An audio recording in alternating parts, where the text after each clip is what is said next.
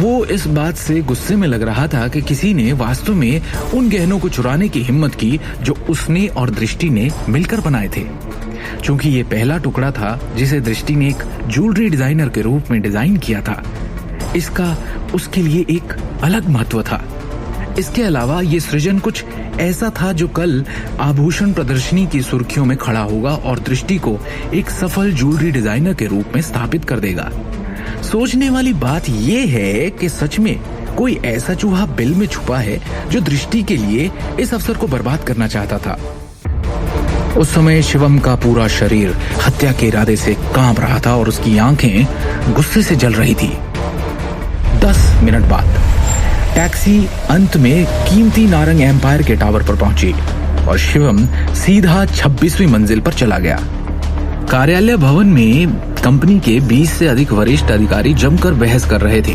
उनके चेहरे गुस्से से तमतमा रहे थे। दृष्टि नारंग, इस बारे में आपको क्या कहना है?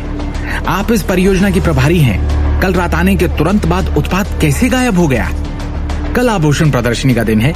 कंपनी ने किंग ऑफ द वर्ल्ड को प्रचारित करने के लिए पहले ही बड़ी मात्रा में संसाधन खर्च किए हैं। अब जब तैयार उत्पाद चोरी हो गया है तो आप स्थिति से कैसे निपटेंगे?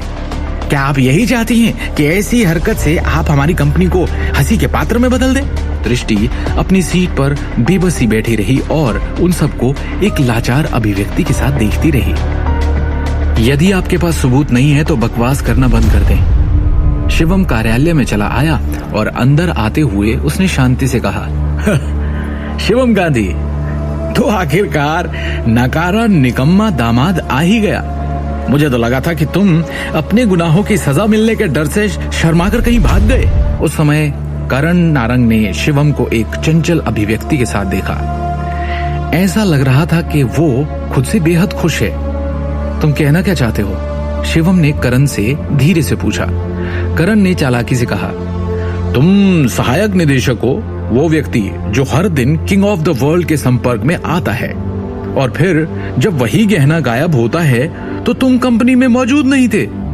अब या तो ये महज इत्तेफाक है या फिर हम सभी का मानना है कि इस चोरी में तुम्हारा हाथ है। वास्तव में मुझे पहले से ही संदेह था कि पिछली बार कुछ गलत था।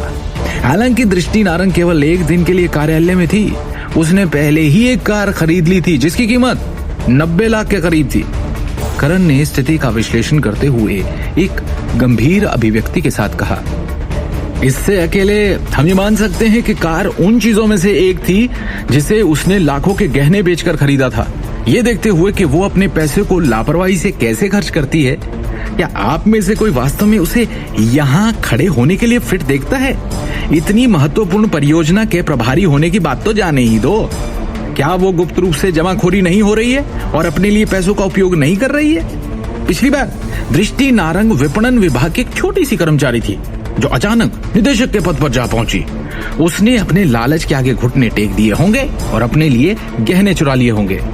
ये निश्चित रूप से अपेक्षित है।